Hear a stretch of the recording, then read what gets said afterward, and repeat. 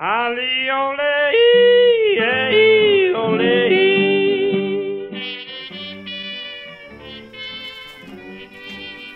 Well, here we are. It's really the kickoff of our Travels with Stoney thing, so thanks for joining along. As you can see, we've been packing for the last 3 days, and actually it's 1:30 in the morning, and I have a flight to catch to leave at 3, so we're a little bit tired, but we're finally like 99% packed.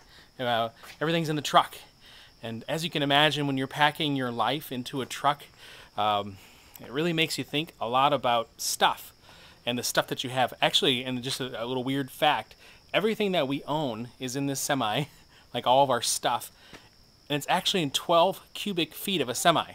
12, that's not very much stuff, but it's our stuff nonetheless, and it's pretty much every earthly possession that my family owns. And I don't know if you've ever packed, I don't know if you move. We've moved several times. I was thinking about this today. Kristen and I have moved a bunch of times. We were married, and when we got married, we lived on LaSalle Street in Chicago, and then we moved out to Ukrainian Village, about the 3,000 block of it was like Damon and Augusta in Chicago, and then later we moved out to Forest Park. Then we moved to California, to a place called Oroville, way up north of Sacramento. From there we moved here to Romeo, and we lived in an apartment for the first 2 years, and then the last 3 years we lived here in our house on Bailey Street. And so we've moved a lot, and every time we move, you kind of discover how much stuff you have. And the cool thing about stuff, or the interesting thing about stuff that I was thinking about, is how fast it accumulates and how important you think that things are.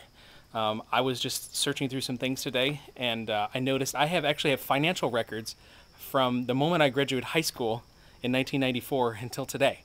And that's kind of sick if you think about it, kind of weird. But man, we have all that documentation for some reason, and we just keep moving it. But also, it makes you think about the value that you put on stuff. I was finding things in our house that used to be of, really great value to me, things that I used to think were really important, but just turn out to not be that important. And maybe they'll be valuable to me again. Maybe I'll take up fly fishing again, or maybe golf will become really important to me again, or maybe my bike will become really important to me, or whatever. But all these things that used to be really, really valuable to me, it just really becomes stuff. And as you're moving box after box of stuff, you really start to wonder about the value of it. And as I kind of look at this, let's look at this truck again. I look at this truck, and it's got all my stuff in it. And I just kept thinking today, it was just really strong. I was thinking about the treasures that we have. And, it's just not valuable stuff that we're putting in this truck. These things aren't my treasure. These things don't matter to me. They're just stuff. They're not important. They're not Adam and Kristen and Megan and Paul's treasures. Our treasures are really the people that we've invested in. Those are our treasures. That's where our heart lies. The Bible says, where your treasures are, there your heart lies. And so this is just stuff to us. It doesn't really mean anything, and we're glad that it's being shipped to San Diego, but it's stuff. If this truck burns down, it'd be inconvenience, but it wouldn't really matter to us. And so we've been thinking about that a lot. Stuff is just stuff.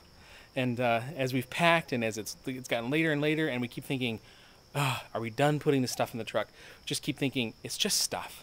It doesn't matter. It's not things of value. It's not things that truly matter to us and our family. It's just rubbish. It's just rubbish. We could do without any of it. The cool thing about packing, and I'm just going to finish this episode with this, is you discover how spiritual it is to get rid of stuff and to get rid of the things in your life that you think you need but you don't really need. It is really kind of a spiritual experience as we've kind of been delving into a little bit more of a simple lifestyle. And so we've been challenged by that, and I don't know what that means. I don't know if it means anything, but I do know that we've been challenged by as we've kind of packed our stuff and realized what we really need and what's really important in life versus what we have. I'm going to California, where they sleep out every night.